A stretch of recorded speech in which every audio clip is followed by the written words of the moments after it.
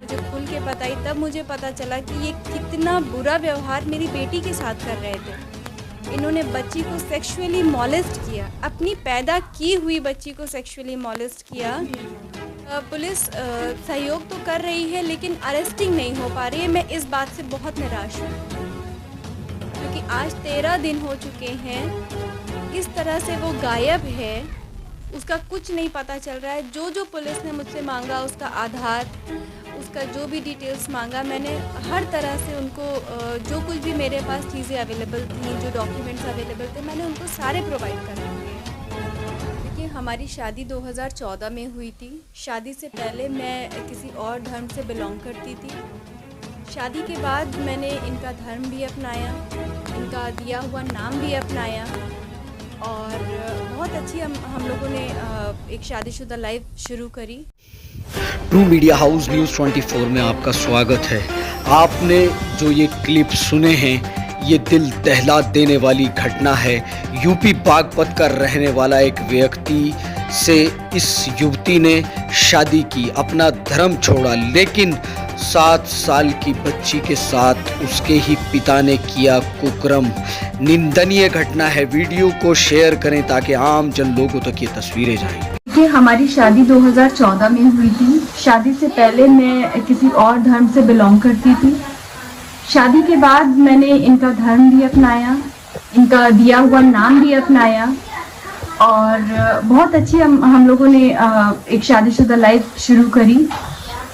2014 से 2017 तक हमारी लाइफ ठीक ठाक थी। ये ऑफिस चले जाते थे, मैं घर संभाल रही थी, हमारे 2 बच्चे हुए। 2017 में जब हमारा बेटा हुआ, उसके बाद से इन्होंने मेरे साथ मारपीट शुरू कर दी क्योंकि इनका एक अफेयर भी खुल के आया मेरे आगे।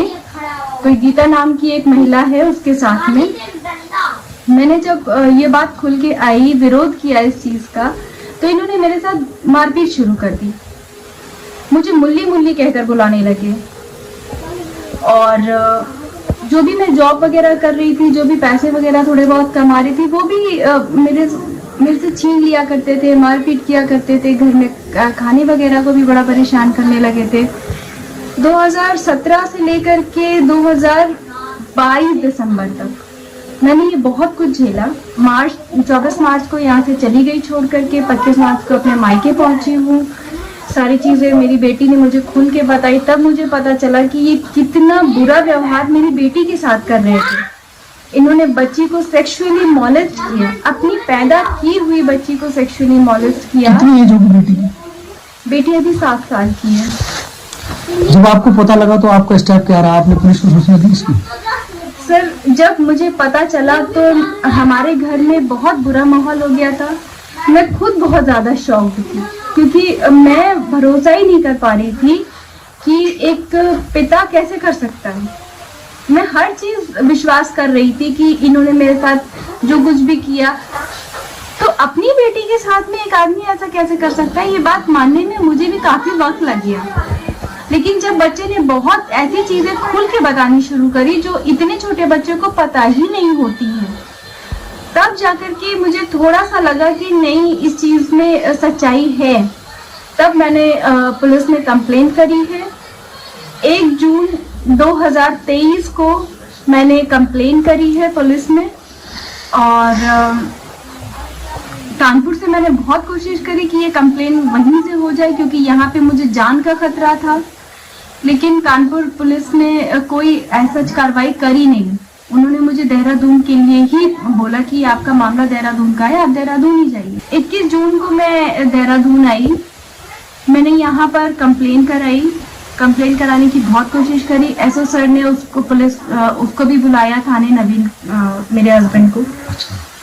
वहाँ उससे भी पूछताछ हुई। वहाँ उसने मुझे बात ही को कुछ और ही रंग दे दिया। उसने बोला, आपके हस्बैंड का नाम क्या है? नवीन कुमार, सन ऑफ जगत सिंह, रहने वाले बड़ौद, बागपत बड़ौद के आगे फजलपुर करके गांव है, वहाँ के बेसिकली रहने वाले हैं। हम देहरादून में रह रहे थे और उसके बाद में फिर 21 तारीख से वो गायब है। 22 तारीख को हमारी FIR दर्ज हुई है। आज 13वां दिन है FIR दर्ज हुई। क्या क्या धाराएं लगी हैं, क्या कुछ पुलिस का सहयोग रहा है? सर पुलिस सहयोग तो कर रही है लेकिन अरेस्टिंग नहीं हो पा रही है। मैं इस बात से बहुत निराश हूँ क्योंकि आज 13 दिन हो चुके हैं, इस तरह से वो गायब है, उसका कुछ नहीं पता चल रहा है। जो पुलिस ने मुझसे मांगा, उसका आधार, उसका जो भी डिटेल्स मांगा, मैंने हर तरह से उनको जो कुछ भी मेरे पास चीज़ें अवेलेबल थी, जो डॉक्यूमेंट्स अवेलेबल थे, मैंने उनको सारे प्रोवाइड करा दिए हैं। लेकिन अभी तक आज 13वां दिन है, आज भी मैं हमारे 13 दिन में पति के अलावा कोई और सहारा नहीं है? नहीं सर, मैं यहाँ बिल्कुल अकेली हूँ, मेरा कोई रिश्तेदार नहीं रहता है। अभी जैसे वो नहीं है तो जीवन व्यतीत कैसे हो रहा है? सर अभी फिलहाल तो मेरे पेरेंट्स हैं, इकोनॉमिकली मुझे वही सपोर्ट कर रहे हैं। बाकी मेरे फादर ने बोला है कि ठीक है, कोई बात नहीं, जो हो गया सो हो गया, लेकिन अब इकोनॉमिकली वो सपोर्ट कर रहे हैं। अच्छा, एक सवाल है आपसे कि आपको ये सब चीजें जो आपकी बच्ची की पता लगी, वो कहाँ से पता लगी आपको? आपने खुद देखा या बच्ची ने खुद बताया आपको ये सब चीजें? सर बच्ची ने मुझे सब कुछ खुल के बताया और बच्ची बहुत इनोसेंटली बता रही है कि मम्मा पापा ऐसा करते थे, मम्मा पापा वैसा करते थे। कुछ चीजें जब आपको पता चलती हैं तो कुछ चीजें आपके साथ भी ऐसी हुई होती हैं जो शक के घेरे में आती हैं। लेकिन चूंकि रिश्ता इतना पवित्र होता है, बाप बेटी का रिश्ता, कि हम उसमें शक नहीं कर पाते हैं। तो वहाँ पे वो चीजें मैंने ध्यान देनी चाहिए थी, लेकिन माँ बाप का रिश्ता ऐसा होता है कि बच्चों के साथ में कि मैंने कभी शक नहीं कर पाई। कई चीजें मेरी बच्ची ने मुझे बताने की भी कोशिश करी, पर मैं उस चीज को खुल के समझ ही नहीं पाई। जब उसने मुझे एकदम क्लियरली बता दिया कि हाँ मम्मा पापा मेरे साथ ये काम कर रहे थे, अब मैं इतना ज्यादा शर्मिंदा हूँ इन सब बातों को लेके कि मैं खुल के बोल भी नहीं पा रही हूँ कि मेरी बच्ची के साथ उस हैवान ने किया क्या है। बस इतना जान लीजिए कि जो रिश्ते में, पति पत्नी के रिश्ते में भी जो चीजें नहीं हो पाती हैं, वो चीजें तक वो कर गया है, वो सारी हदें उसने क्रॉस कर दी हैं। लेकिन मैम अभी एक सवाल और, जिस तरीके से कोर्ट ने भी इसमें 2 धाराएं बढ़ा दी हैं और कोर्ट की कहीं ना कहीं ऑर्डर को नजरअंदाज करते हुए पुलिस द्वारा अब तक गिरफ्तारी नहीं हुई, क्या इसे मानती है? बड़ी लापरवाही तो है, लेकिन साथ में ऐसा क्या कुछ लग रहा है कि क्यों हो रहा है ये सब? मैम आज जब मैं आयु से मिल के आई हूँ तो उन्होंने मुझे बोला है कि देखिए हम पूरी कोशिश कर रहे हैं, हमने नंबरों को ट्रेस करने की पूरी कोशिश कर रहे हैं, बहुत सारे नंबर्स हैं जो वो ट्रेस करने की कोशिश कर रहे हैं। बाकी निराशा तो होती है कि अगर इतना बड़ा मामला हो और गिरफ्तारी ना हो। अच्छा, एक महिला का आप जिक्र कर रहे थे, वो क्या है? वो क्या अलग प्रकरण है या इसी से जुड़ा हुआ है?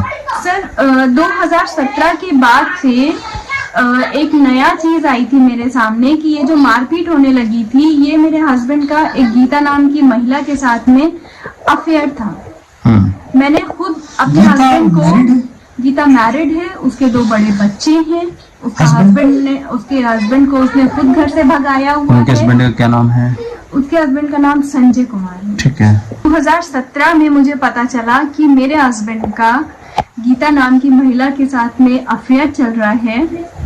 वो सारे पैसे अपने जो कमाए हुए मेरे हस्बैंड के थे, वो सारे पैसे वो उसी को दे रहा था और वो उसके घर में कूद कूद के रातों को जाया करता था। मैं देखती भी थी, वो आता था जाता था उसके घर में।